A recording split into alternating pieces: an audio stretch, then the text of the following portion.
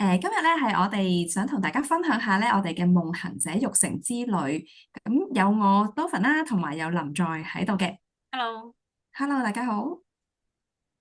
好，好，咁啊，不如請我哋都講下乜嘢係我哋嘅呢個夢行者育成之旅啊。好啊。咁啊，夢行者育成之旅啦，顧名思義咧，就係我哋兩位係啦，夢行者引路人咧，係去培育一啲準夢行者喎，係啦。咁樣咩為之夢行者咧？多芬。夢行者咧，我哋自己咧，其實大家都係一個夢嘅喺呢個夢嘅旅程入面行咗一段時間啦。咁其實可能對夢行者呢一樣嘢咧，我哋有唔同嘅體會嘅。咁我先分享咗我自己嘅感受先啦。我自己嘅由可能講緊12年前開始啦，第一次接觸我嘅夢嘅即係夢工作啦。咁我發覺喺透過我同夢嘅一啲互動啦，或者我去記錄夢啦，了解夢嘅時候咧，我好似透過佢更加認識我自己嘅內在潛意識嘅部分。咁所以我嘅理解咧，夢行者就好似一個夢嘅，即係透過夢嘅方式去做修行嘅一個人啦。咁我自己好喜歡榮格嘅，榮格呢位心理學家啦，佢入面成日都講過一樣嘢，就係話佢個名言係話。我哋唔係需要做一個完美嘅人，但係我哋可以做一個完整嘅人。咁我自己嘅經歷咧，就好似其實夢咧係幫助我去越嚟越去完整自己，因為好似將我自己內在一啲嘅唔同嘅部分咧，一個一個好似砌圖咁拼合翻埋一齊。咁所以我都好喜歡呢個夢嘅方式嘅。咁係啊。你咧，你覺得咩係夢行者啊？嗯，係啊，即係講到咧做夢工作咧，咁啊多芬一定係我嘅師姐嚟噶啦，咁樣。咁啊，其實夢行者啦，我以前咧都會稱呼自己為一個嘅夢修行者咁樣樣嘅。咁因為咧我喺由細到大啊，其實講翻咧由細個啦，其實我都知道自己咧有發夢嘅，亦都咧每晚都唔少個夢境嘅。咁但係咧我都冇得起心肝咧去記錄夢境啊，連結夢境咁樣樣嘅。咁啊，直到咧喺21年嘅時候啦，咁我就經歷咗一啲生死嘅課題啦。咁啊，一個親人咧就突然間離世嚇，咁亦都感受到一啲嘅創傷。而我咧就發現咧好似夢咧嗰陣時間咧揾上咗我咁樣樣喎，我又發咗好多咧關於咧呢一個親人嘅夢境。而咁啊好有一個嘅特別嘅緣分啦，就有人咧就同我不斷咧就去誒解讀呢啲夢境嚇。咁喺大半年嘅時間啦，好多個夢境咧一路喺度拆解嘅時候咧，我就發現到咧我咧係經歷咗一個咧哀傷嘅歷程啊！嗰個5部曲咧，其實基本上咧都好真係好吻合去經歷咗呢一個嘅歷程，而透過去同夢連結啦，去了解自己潛意識咧，嗰個嘅哀傷啦，亦都咧即係有個轉化啦，係都有個成長。咁所以咧，我就開始咧的起心肝去記錄夢境，然後咧就亦都係學習啦，去解夢啦，成為一個解夢師咁樣樣。咁我咧親身感受到咧夢嗰個力量好大，咁所以咧我都係去不斷去記錄夢境，而家咧都大概咧都有6000個夢境咁樣樣啦。咁所以咧我都好渴望咧能夠咧去培育一啲係啦一個夢行者，讓大家一齊咧去連結夢境去自我成長咁樣樣嘅。係，我聽林在嘅故事咧，其實我都覺得哇，好似啱啱大家聽，其實夢嗰個力量就好大，可以將幫助我哋，因為過往可能我哋有時會去揾一啲可能揾一啲輔導員啊，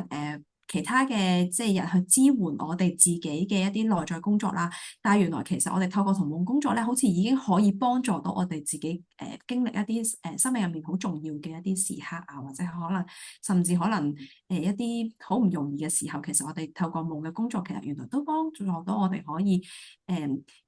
去過渡到呢個歷程咯。即係我聽落好似其實夢都陪伴你走咗好長嘅一段路啊。係啊，冇錯啊，咁所以我覺得真係好渴望啦，因為自己真係咧好熱愛夢境啊，我覺得即係潛意識啦，對我都係咧好慈悲啦，好有愛。我希望咧能夠每一個人都能夠運用佢自己內在智慧，咁所以咧我哋兩位係啦夢行者啦，都有唔同嘅經歷，有唔同嘅心得，咁所以咧我哋就一齊係一拍即合啦，就去創造去 create 呢一個夢行者育成之旅。咁所以我哋多份咧，我哋開始咧可以去 go through through 一下啊，我哋呢一個夢行者續成之旅咧係有啲咩行程㗎咯？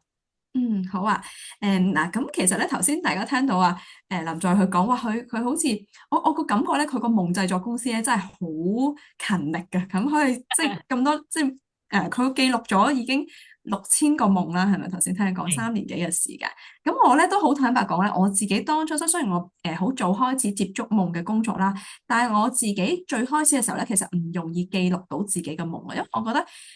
可能每個人嗰個發夢嘅 pattern 或者可能睡眠嘅方式唔一樣啦。咁我咧就唔屬於唔算好多產嘅嗰個夢行者嚟嘅，一開始嘅時候。咁但係咧其實我哋就發現咧，原來係有一啲方法咧，可以幫到大家亦更有意識啦，一步一步咁咧去儲到自己嘅夢，然後我哋開始同到夢去工作。咁所以我哋喺嚟緊呢個夢行者之旅咧，我諗第一個部分咧，我哋嘅第一個 step 咧，未咁快咧係去做一個我哋講緊去了解夢嘅意義住嘅，反而咧係我哋一開始係同大家去了解多少少，一步一步點樣去譬如我哋去記錄個夢啦，有意識去留意自己啲夢啦。咁呢個係第一步。咁陣間林再會講多一啲關於嗰個 4R 佢嘅獨門秘方係點樣做嘅，係啦。咁另外咧就係我哋會去做一個叫做呼夢嘅過程啦。咁有時因為好似我頭先講啊，有時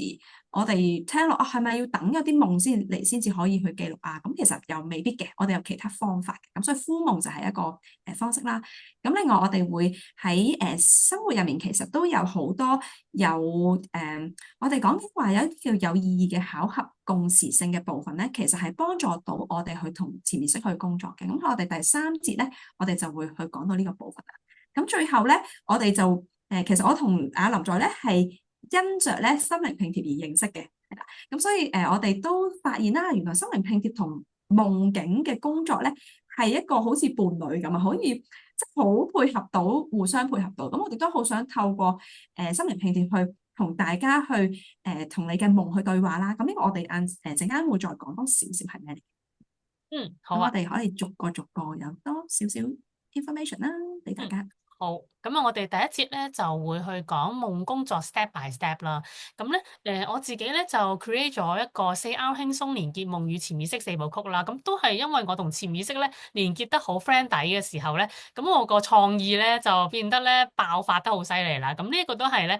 因着呢樣嘢咧，去希望咧能夠可以去讓大家咧去學習點樣去做夢工作。咁啊，由於咧其實咧坊間都有好多嘅書啊，或者其他嘅教學啦，教你點樣去連結夢境。咁但係咧好多時咧都有啲人咧未必知道自己咧個樽頸位喺邊度嘅。咁所以咧透過咧去學習4R 輕鬆連結夢嘅話咧，我哋可以一步一步去了解下究竟我哋其實做成點啦，邊一啲位我哋可以注意啦，讓我哋咧更加能夠去比較 smooth 一啲，有系統性咧去學習嘅。咁當然啦，喺呢個課程咧，我哋喺呢個課呢一節咧，我哋咧除咗係學習呢4部曲之外咧，我哋都會去再簡單了解下透過心理學、透過神經科學，夢究竟係啲咩嚟嘅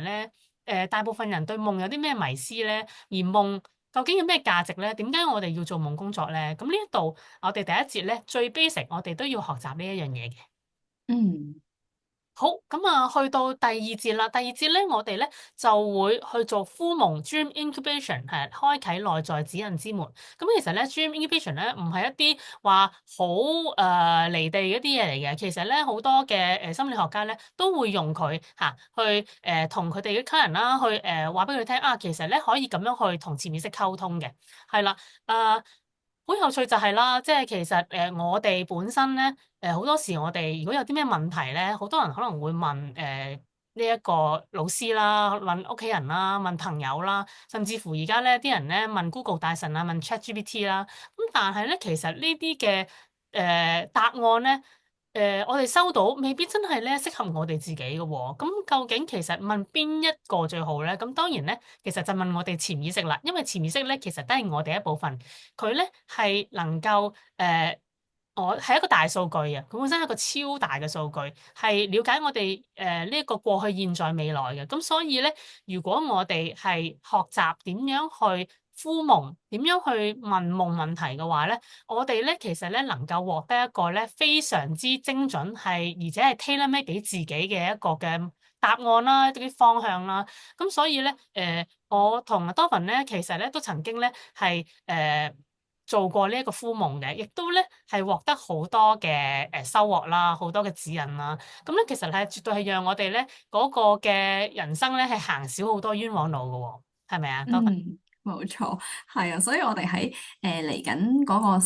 即係夢行者之旅嘅時候咧，我哋都會同大家去分享一啲我哋實戰嘅經歷啦，係點啦，然後可以一步一步咁同大家去分享點樣去做呢個敷夢嘅過程。咁有一啲嘅我自己都有經歷過，就係透過敷夢嘅方式啦，去幫我做咗一個好重大關於我工作室嘅決定嘅。咁啊〜之後喺嗰個我哋嘅夢行者之旅咧，我會都詳細同大家去分享。嗯，好。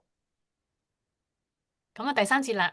嗯，咁第三節咧係善用共時性啦，閱讀潛意識帶嚟嘅信息。咁其實咧，喺可能而家咧對大家嚟講，共時性咧，可能喺坊間大家都會聽過呢個字眼嘅。咁更多係可能會大家聽到啊，我哋可能有好多共時喺生活入面會出現啊。咁但係實際上咧，其實共時性咧同我哋嘅夢咧都有好多不可即係分割嘅一啲關聯嘅。好多時可能喺夢出現嘅嘢咧，都喺生活入面有一啲共時會出現。咁我哋喺嚟緊呢個即係4節嘅過程入面咧，我哋都會係同大家去學習點樣喺我哋嘅夢境入面，可能睇到一啲嘅象徵嘅部分啊，然後我哋去翻我哋嘅生活入面去留意啊，有啲咩嘅共時咧，然後如何去記錄，亦都點樣可以提取到呢啲共時性帶俾我哋關於潛意識嘅信息咧。嗯，冇錯啊。好，其實咧，咁啊，都係嘅。我都發覺我自己咧，係自從去做夢工作之後啦，自己個共時性嗰個機率咧係越嚟越高啊。係啦，嗯咁啊，因為其實咧本身做夢工作就係同自己內在對話啦，內在係一個宇宙，外在亦都係個宇宙。其實咧係冇得分割嘅，都係咧同一個宇宙嚟嘅。咁所以咧，其實透過我哋啦，去提升我哋嘅直覺力啦，其實咧我哋都發現到我哋日常生活咧係有好多共時性嘅呢一個咧，我哋嚟緊喺呢一啲嘅呢一節裏邊咧，我哋都會好深入去同大家咧去分享啦，讓大家咧能夠去接觸到係啦，或者咧係更加能夠提升自己嘅共時性啦。咁啊，其實咧係非常之好玩嘅一件事嚟嘅。非常好啊！咁所以我哋咧呢個點樣做咧？我哋要賣翻少少嗯，關子，等我哋嚟緊到即係呢4節嘅時候咧，再同大家去分享。好，第4節嘅部分就係關於心靈拼貼啦。咁心靈拼貼咧，頭先講過啦，我哋兩位咧，其實本身都係緣起於心靈拼貼啦。咁佢係一個透過我哋一啲透過圖像啦，透過拼貼啦，去用直覺嘅方式咧。去將我哋嘅內在嘅一個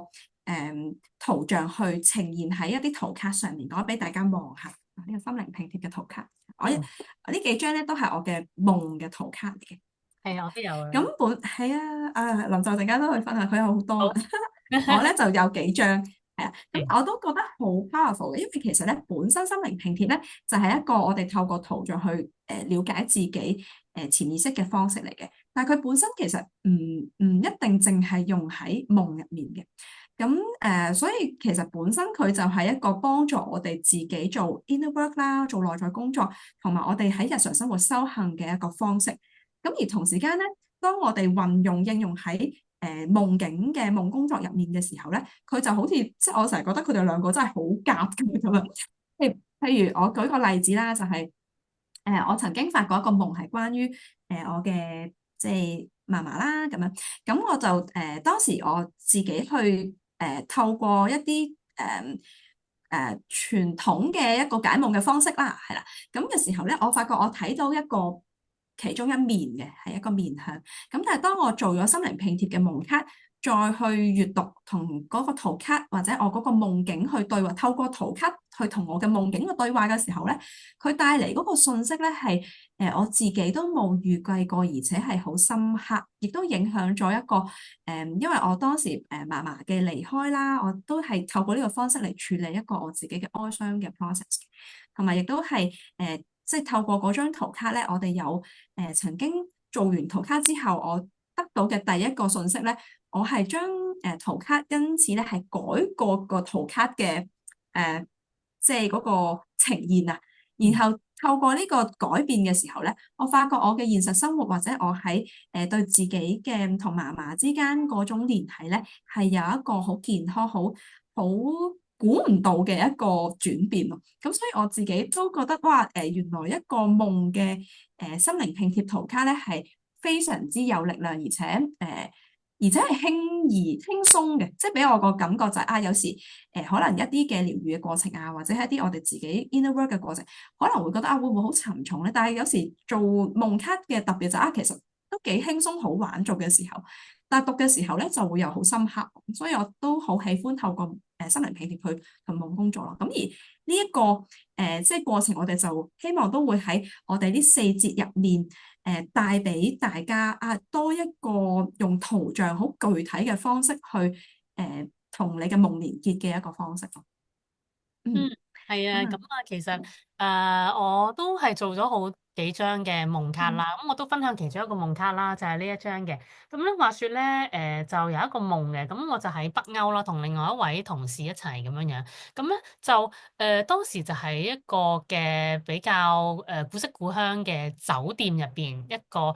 餐廳，然後咧佢哋咧就係有自助餐嘅。跟住咧，嗯我就同我個同事講話其實咧喺北歐咧嗰啲嘅飛魚咧係好出名嘅喎。咁點知咧説時遲那時快啦，我就即刻咧見到面前咧就有一啲嘅自助餐嘅飛魚啦，咁可以咧任食咁樣，我就覺得咧好開心、好豐盛啦。咁咧跟住咧我就同其他人去即係傾呢個夢嘅時候咧，我就發覺啊原來咧喺我個內在咧個豐盛咧個定義咧就係啊我想要嗰樣嘢咧就有啊。係啦，未必真係要累積好多嘅，而係我當我嗯想擁有嘅嘢咧，其實佢就喺我眼前出現。咁所以咧，我就做咗咧呢一張卡咧，其實咧就係一個喺即係自助餐入邊嘅有一個飛魚咁樣樣啦。咁咧其實佢就成為我其中一張心靈拼貼卡，而就會成為好似我個伙伴咁樣樣啦嚇，屬於我獨一無二嘅豐盛嘅定義嚇。咁咧，所以我覺得咧，心靈拼貼同夢咧嚇，可以咁樣去聯繫啦，讓我 visualize 到啊呢件事情，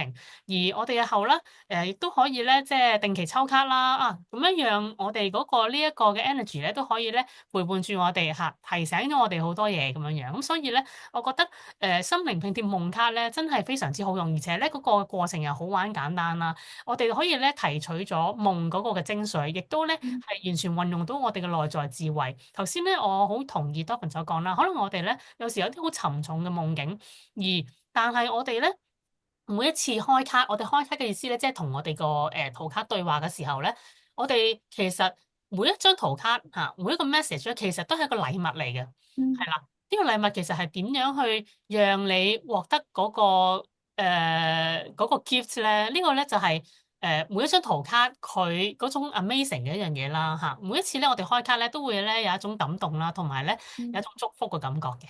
嗯，同埋我哋咧，頭先啱啱講啊，即係林 Sir 提到嘅，我哋抽卡啦，可以講多少少？呢個通常大家都好好奇係咩？點解會抽卡咧？咁，因為有時我哋譬如而家都好興，大家可能會用一啲叫做 Oracle 卡，可能佢哋會係坊間買一啲嘅圖卡，買一啲嘅心靈卡，佢哋去可能抽 message 去提醒自己啦。咁心靈拼貼有個獨特嘅地方就係我哋自己嘅每一張卡咧，都係因應住我哋自己內在直覺嘅方式去拼合出嚟嘅，而且係獨一無二屬於我哋自己咯。咁所以佢係完全嚟自於我哋自己嘅一個部分啦。就好似我哋嘅夢卡就係抽取咗夢境嘅精髓，然後佢就成為咗我哋嘅圖卡。然後往後咧，我哋其實都好似佢係一個我哋嘅一套嘅心靈卡，然後我哋可以每日又好，或者我哋係當我哋自己生活入面有啲可能需要排難解紛嘅嘢嘅時候咧，我哋可以透過提問啦，自我提問，然後透過抽卡咧就閱讀入面嘅即係信息咯。咁夢亦都係本身就係佢因為有佢自己嘅智慧嘅，咁所以可能我哋就算往後再抽到佢哋嘅時候咧，佢都會提醒一啲好重要嘅信息帶翻俾我哋去生活入面，佢都會同我哋一齊成長。嗯。好好啊！咁如果大家咧，即係想體驗嘅話咧，咁啊而家機會嚟啦，係啦。咁啊，我哋咧呢一個嘅夢行者育成之旅咧，有一個好特別嘅旅程特色嘅，咁就係咧，我哋係比較着重體驗實踐嘅，係啦，坊間當然咧都有好多唔同嘅即係夢境嘅課程啦，亦都可能咧會涉獵好多關於一啲理論上面嘅嘢啦。其實我哋呢一個育成之旅嘅特色咧，就係我哋咧所有人嚇，所有對夢同埋潛意識有興趣嘅人咧，都歡迎參加嘅。而冇呢個心理學底咧都可以嘅喎，因為咧其實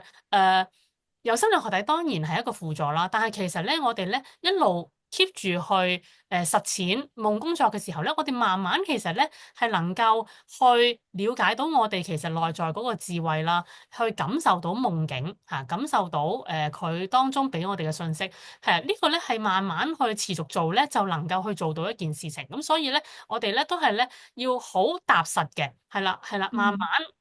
嗯。日復日咁樣咧去進行呢一個夢工作嘅話咧，其實係一個終身受用嘅技巧，讓大家咧去更加能夠咧去連結內在嘅。另外啦，就我哋咧都會咧 set up 一個 WhatsApp 群組啦，可以咧支援參加者準夢行者咧去實踐佢哋嘅夢工作嘅。咁有時我哋一個小組嘅形式咧去做嘅話咧，係可以有一個集體嘅潛意識啦。咁可能咧我哋咧發啲夢咧都可能咧會有一啲互相嘅聯繫都未定嘅喎，即係基於頭先所講嘅共時性啦。共時性係啊。係啦，而且咧就當然如果大家有啲咩問題啊，或者咧有夢境分享嘅話咧，當然都係喺群組，我哋咧全程咧都會去支援大家咁樣樣嘅。另外咧，我哋咧都會去創造一個修行者係啦，夢行者嘅共修嘅氛圍啦，互相學習成長嘅。咁因為咧，其實夢本身都係一啲比較私隱嘅嘢啦，亦都可能咧會表露自己一啲情緒啊，一啲嘅狀況。我哋咧都會 set 一個咧好安全嘅環境，讓大家咧可以咧去安心去表達自己啦，去進行呢啲夢工作嘅。嗱，我哋咧仲有一啲嘅Q&A Q&A。要去再解答一下啦嚇。都有一啲朋友仔咧都有問一啲嘅問題嘅嚇。第一個就係話嗯。我冇夢喎，但係咧都想接觸多啲潛意識，咁我咧適唔適合參加呢一個課程咧？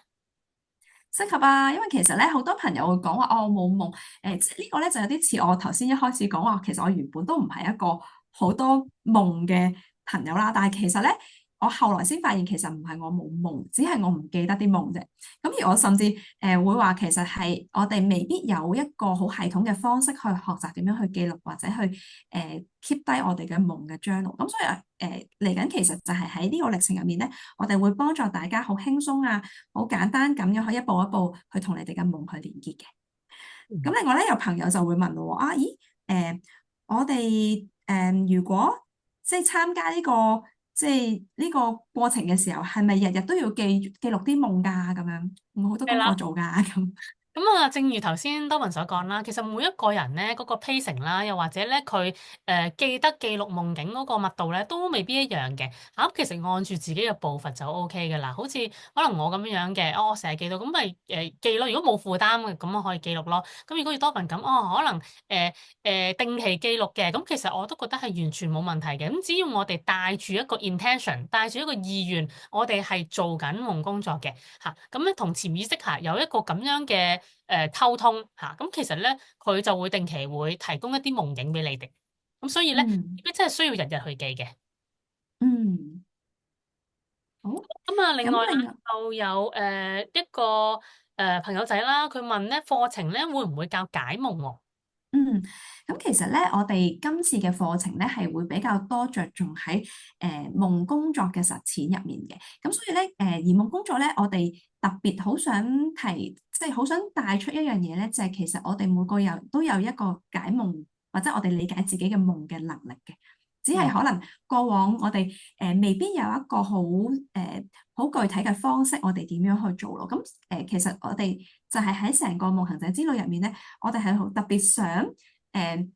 用培育大家啦，你哋都能夠有一個即係好似大家教大家捉魚咁樣，即係而唔係我捉一條魚俾你去食。咁啊，呢個係我哋喺呢個夢行者之旅嘅嗰個即係其中一個初心咯。因為可能有時我哋自己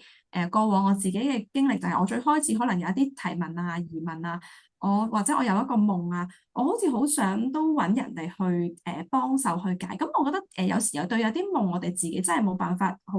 容易去理解咧，確實有解夢師都係好好嘅。咁但係有一啲嘅夢嘅工作嘅方式咧，其實係我哋如果認識一啲基本嘅方式嘅話，我哋有時自己都可以幫自己去做到一啲夢嘅對話啦。咁我哋喺呢個過程其實更想係我哋建立一個大家嘅即係好似個小社群咁，我哋大家都有一個解夢嘅，或者我哋去透過夢工作去理解自己向內看嘅誒一個能力啦。然後我哋大家一齊，好似我哋都大家都有咗呢個目標，然後我哋一齊去互相支持，大家去進行咁。所以呢個係更似我哋喺呢個夢行者育成之旅嘅一個初衷。嗯，嗯。係啊。好，咁啊，另外啦，有位朋友仔咧就話都唔止一位添啊，有兩位朋友仔啊，兩三位朋友嗯。仔都話咧，佢而家咧就身處海外喎，冇辦法參加最後一堂嘅實體課啊，咁點算咧？係，因為其實咧，我哋自從 open 咗呢個呢個 workshop 嘅 promotion 之後咧，就發覺，咦，原來係好多海外嘅朋友咧，其實佢哋反而即係好有興趣想參加啦。咁我哋知道，因為本身其實頭三節係 Zoom，而最後一節係實體。咁我哋都有傾過啦，就話其實如果有一定嘅人數，其實如果大家都係有興趣參加呢個夢行者育成之旅，咁我哋都會去做一個另一個 version，就係可能我哋會係用 Zoom 嘅形式去做最後一節嘅。咁而心靈拼貼咧，其實佢本身當然好理想，我哋係實體去做嘅。咁但係實際上咧，如果你話喺 Zoom 嘅形式，我哋去進行咧，亦都係好可行嘅。咁所以我哋都會因應住可能參加者嘅數量，或者佢哋最後嘅佢哋本身係咪喺海外各樣，我哋去考慮完之後，如果係大家真係會有興趣做嘅話咧，我哋都義不容辭會同大家做多一個係啦，補一個Zoom 嘅 version 俾大家。所以呢個如果大家真係喺海外而有興趣參加咧，咁歡迎你 DM 我哋，我哋會同大家去再安排嘅。嗯，係啊，冇錯。咁啊，最後啦，嗯。有朋友仔咧就問咧個 Zoom 咧會唔會回放啦？我哋頭三節就係 Zoom 嘅。咁咧其實如果係啦，佢哋未能夠按時去參加呢啲 Zoom 課嗰個嘅準夢行者咧，我哋咧都會提供一星期時限嘅個 Zoom 回放嘅。係啦，咁不過我哋啦都因為喺個小組方面啦，都課堂都會有互動啦，亦都會有好多可能問題大家分享啦。咁所以咧，我哋都鼓勵如果大家能夠參加到按時參加到 Zoom 嘅話咧，都希望能夠咧喺當場咧就能夠參加到咁樣嘅。嗯，冇錯。好，咁咧，我哋暫時嘅 Q&A 咧就解答完畢啦。咁所以，時間過得真係好快。係啊，轉眼間我哋就分享到咁多，係啦，我哋今次咧就分享到咁多先啦。咁嗯，有咩問題隨時可以 DM 我或者林在啦。咁而我哋都好希望可以喺嚟緊3月嘅時候咧見到大家。係啊，希望大家咧就能夠一齊咧就成為夢行者啦，一齊咧去同夢去連結讓大家咧就成為一個更正嘅自己。嗯，好，咁咧，咁我哋個時間都咁上下啦，好啦，再見啦，大好，家，拜拜。拜拜。